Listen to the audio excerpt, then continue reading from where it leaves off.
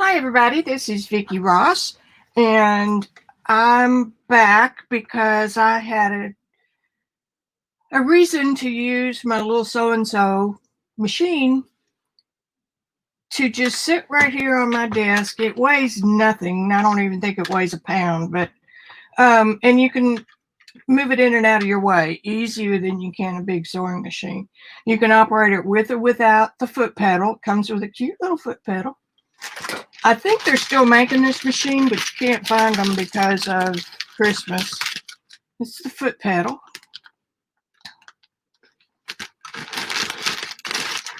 And I did a video on this 5 years ago, and I felt like it might be time to re-up it. And I've got bobbins here, a little light here, a little light over here, and over here I have my tools, my pick, my scissors, my screwdriver, and the outlet plug-in for the machine. Put that right over there, out of the way. So I got it out. I'm all prissy because I could find it, and I could find all the tools and the cords and all that. And I had to practice threading it. I got this little baby out, and the first thing I decided I was going to do was get to where I could thread it better. Now, I don't know what happened to me, but I can't see. I just had my 71st birthday. Don't tell anybody. And I've got my prescription readers on, and I've got some black thread, so it's easy to see. Now, in all my researching about this little machine, I've read, of course, several different things. The most prevalent is that the thread should come off the back of the spool. Okay, so that would be here. So we're going to put it down. The first thing we're going to do is trim the thread so we know it's not got any hairs or fuzzies or anything like that. And I'm going to leave a tail. I know you can't see that. Maybe you can over here. Long enough so that I can poke it through that little hole and pull it out. You with me so far? Now, on big machines like the Bernina I used to have, you can, these little coil things,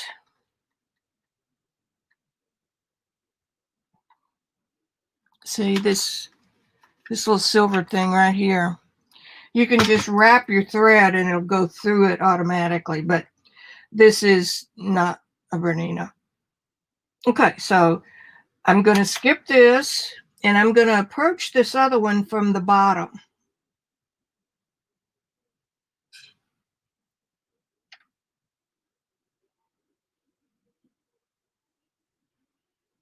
Like I said, I'm going to approach this other one from the bottom. And if you have to, get down on it and poke it through. Now then. Well, see, you get to practice a whole lot.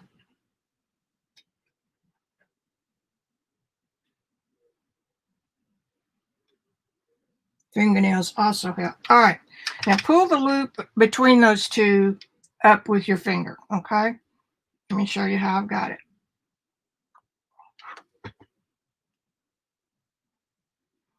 So it's in one loop, in the other loop, and then pull the loop up with your finger. Hold the loose end,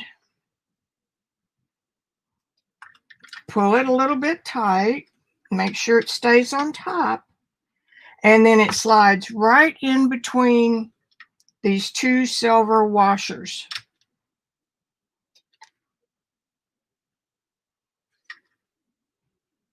These right here. Slides right in this slit. Okay, got that? Now then, that's the hardest part. Well, no, I forgot about the needle. Okay, so this is the arm that goes up and down that makes the needle go up and down. And we're going to put the thread through the hole on that one.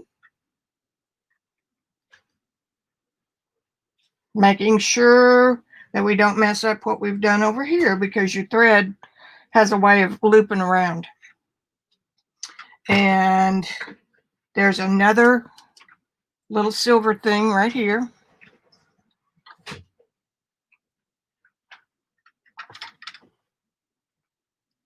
And same thing.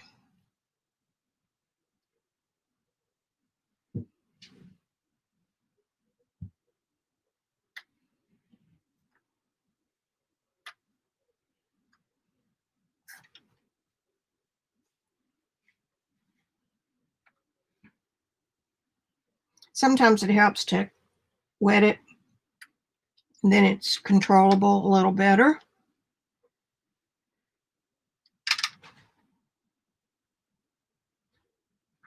And now pull it. And again, make sure your thread has not looped where it's not supposed to. Here's what we look like right now. Now there's another hook right here on the needle housing that goes up and down with the needle. There's a hole right there. So if you move your needle with the hand wheel, turn it towards yourself. And then that will go down to a real low position, which will give you more room to get your finger in to thread it. It threads from the top.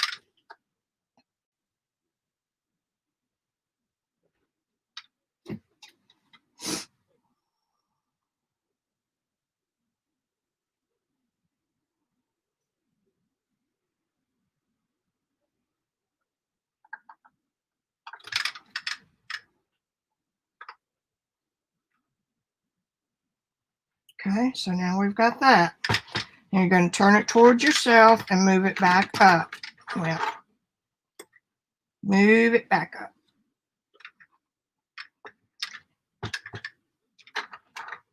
And with the needle at its highest point, and you're going to put your feed dog down. That's this little lever here, and the foot is this little thing right here that holds your fabric. Make sure you have, if you've sewn on this and messed around with it, you may need to replace your needle. The thread goes in the needle from front to back.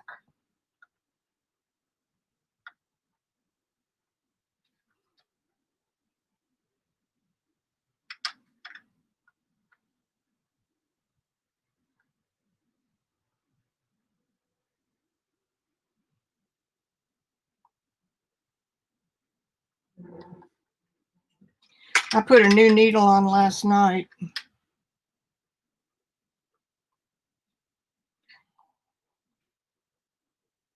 And it's working better.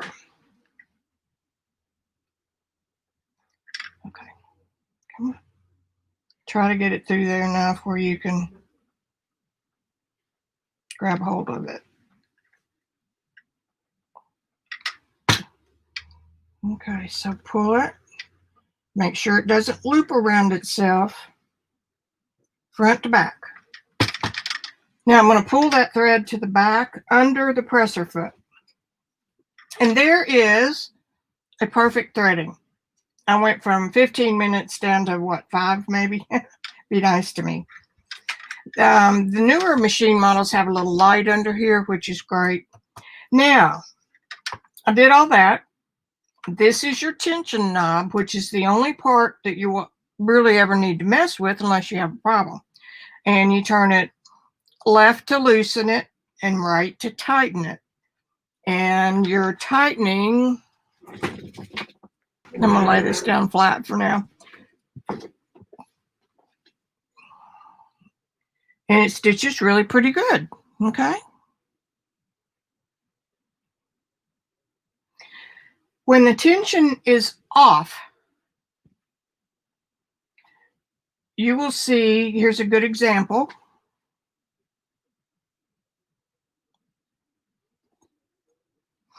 The top thread is making a loop on the back, and your bobbin thread is pretty much a straight line. And what you really want is for you really want to meet where the fabric is, which is impossible. But anyway, this would need to be tightened a little bit because this is how you tighten. This is the upper thread tightener. So I would need to rotate it a little bit clockwise and then test it again. And you can see here it's better. That's not too bad. And this is the best sample. You can just barely see red. Okay. When you get something like this, looks like a rat's nest, it means that you did not hold your thread to the back for the first few stitches. So the thread just pulled underneath and made a big old mess. So I got to this point yesterday and I was all ready to make some samples and play with it some more. And my top thread would not pick up my bottom thread. And I've got my bobbin out right now, so I can't show you that. But I will, as I'm convinced we're going to finish this prep for this little machine.